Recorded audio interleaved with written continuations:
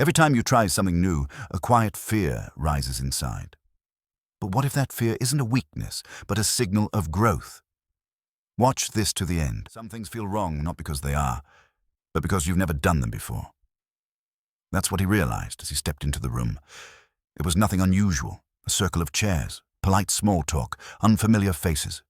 And yet, every cell in his body suggested danger. He sat slightly apart, back straight, shoulders tense, not from fear, but from a deeper instinct. Stay quiet, stay small, stay safe. He wasn't shy. He was surviving a habit. When the body has been trained to equate stillness with safety, movement, any movement, becomes a violation. It's not failure you fear, Schnitze would say, but the rupture of routine. That's why the first step always feels like a mistake. You're not used to the sensation of expansion. New posture, new words, new tone. Even breathing feels foreign. The mind doesn't register danger, but the body does. Not because the room is unsafe, but because you are no longer protected by repetition. He noticed how his voice cracked slightly when he introduced himself, how his palms stayed open on his lap as if ready to prove he had no threat. It wasn't fear of others.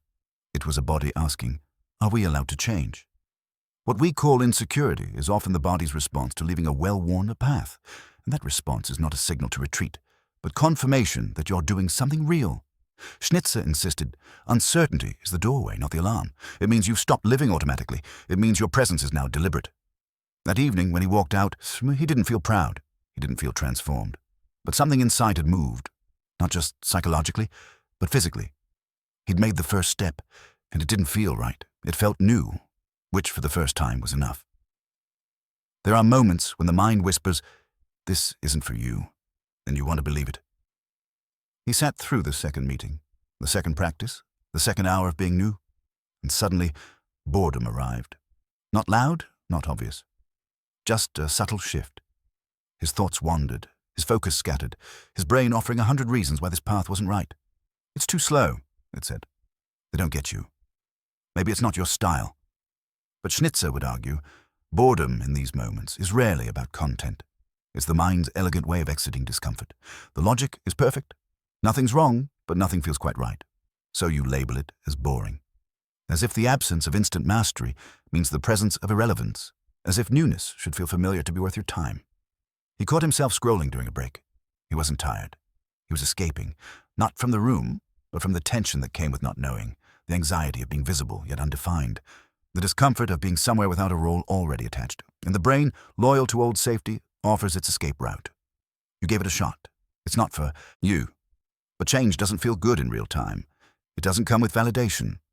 Schnitze believed that what we call not mine is often just not yet mine. The mind seeks repetition, and the new is, by definition, threatening to what's been rehearsed for years.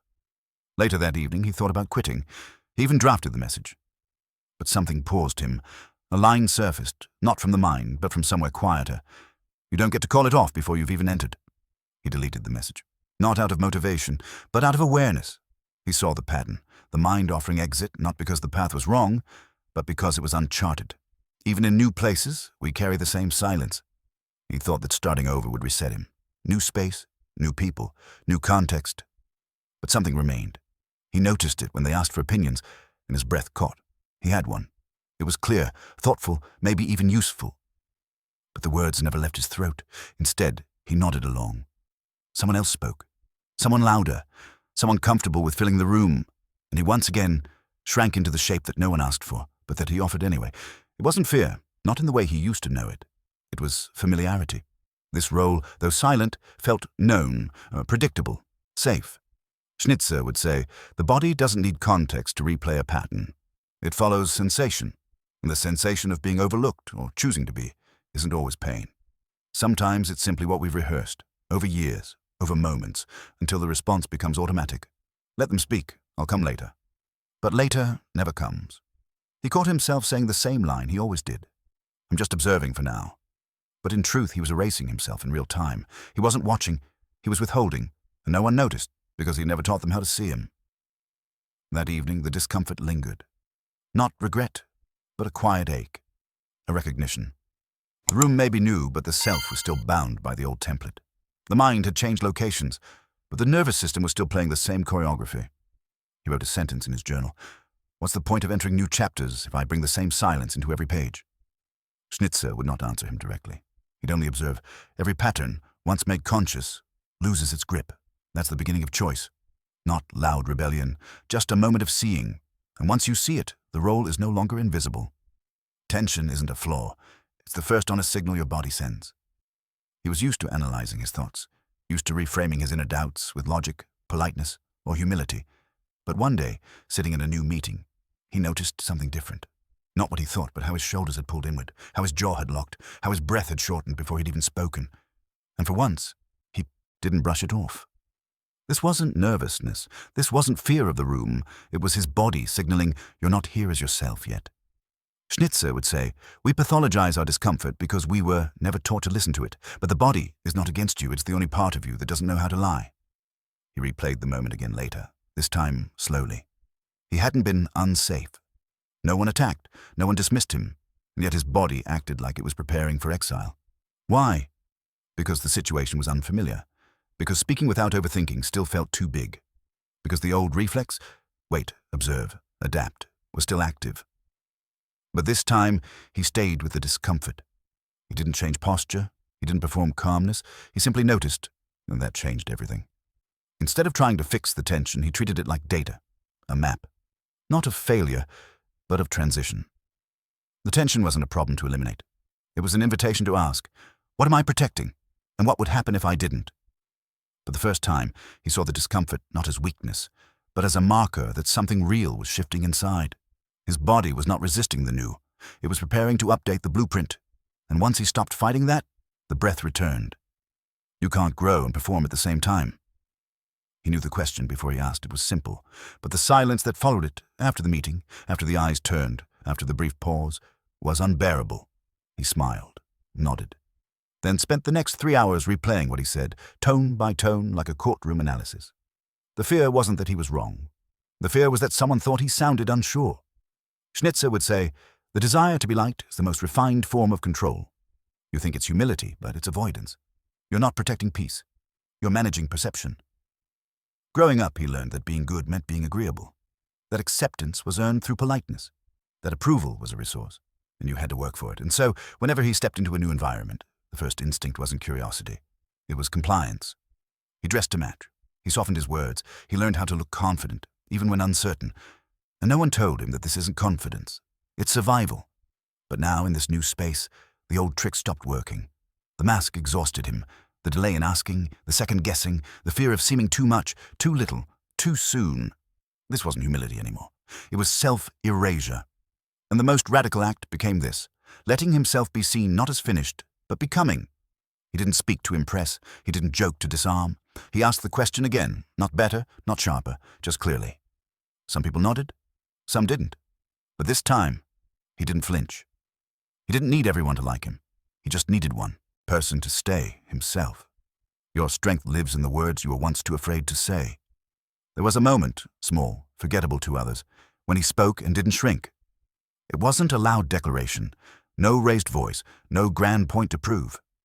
Just a sentence that didn't ask for permission. And it startled him. For years, his voice had adjusted itself before speaking, choosing the tone that wouldn't offend, selecting the phrasing that softened impact, erasing all traces of sharpness before they could emerge. He'd mastered the art of modulation and forgotten how he actually sounds. Schnitze would say, we don't lose our voice by silence. We lose it by repetition, by saying what we're expected to until it becomes all we know. He used to believe that real strength was restraint, that being calm meant being in control. But what he called calm was often just fear dressed in strategy. Politeness was a cage. Deference was a defense. And silence wasn't always wisdom. It was survival. This time, the words came from somewhere deeper. Not from logic, not from a role, but from the raw core that had always been present and untrained. And when they landed, he didn't look around to assess the impact. He just listened to himself. And for the first time, believed the sound. The room didn't applaud. No one declared him brave.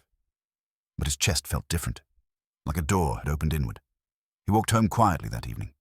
Not triumphant, not transformed, just more honest. And in that honesty, a quiet question rose. If that voice existed all along, what else has been buried? It still feels uncertain, but not enough to stop you. He was back in the same type of room. Same dynamics, same invisible rules. The kind of setting that used to tighten his chest before he even sat down. But this time he noticed the tension without obeying it. Someone challenged his idea, not aggressively, just enough to trigger the old reflex. That reflex to shrink, to smooth over, to offer a softer version of himself. The instinct was there, but the action wasn't. He didn't smile to diffuse it. He didn't add a joke to lighten the mood. He simply held his ground and let the silence stretch. That's what Schnitze meant when he said, "Growth isn't when you feel confident. It's when fear no longer controls the choreography of your behavior." There's a moment between impulse and reaction, just wide enough to choose. He stood in that moment now, still unsure, still not fully fluent in this new self, but anchored. Earlier, this would have consumed his thoughts for hours. He would have dissected every word, every glance, replayed the moment until it bled. Now, it passed. It was just a moment, not a collapse, not a triumph, just another step in the new rhythm. In this part of change, nothing is dramatic. It's subtle, a tone shift, a breath held longer, a posture that doesn't fold. It's the quiet resilience of someone who still feels the old discomfort, but doesn't run from it. And maybe that's what stability really is, not the disappearance of doubt, but its inability to redirect you when your body no longer resists. It means the change has become part of you. There were no fireworks, no triumphant music, just a morning like any other, where he walked into the room and didn't scan for threat. He didn't rehearse what he might say. He didn't run through backup phrases to save face if he failed. His shoulders didn't tighten. His breath stayed low. He was just there. Someone asked for his opinion, and he answered. Not from a place of needing to sound right, or to please, or to win. Just an answer. Honest, grounded, clear. And afterward, he didn't spiral. He didn't replay the scene to grade himself. He didn't search the room for approval. The moment came and went, and what lingered was not tension, but peace. That's how Schnitze described integration. Change is not when you think differently. It's when your nervous system stops flinching. The body is the last to believe you've changed. It remembers every time you shrank, every awkward silence, every time you regretted being visible. It takes repetition, safety, and self-trust to convince it that it doesn't have to protect you from your own growth. But here, in this final scene, the body said yes. Not through words, but through stillness, through the absence of panic, through the quiet joy of not having to act. He didn't become a different person. He became more himself. And the greatest sign of progress wasn't confidence. It was not needing to defend who he is. Because when the body relaxes in spaces that once made you small, you don't just feel stronger, you finally feel real.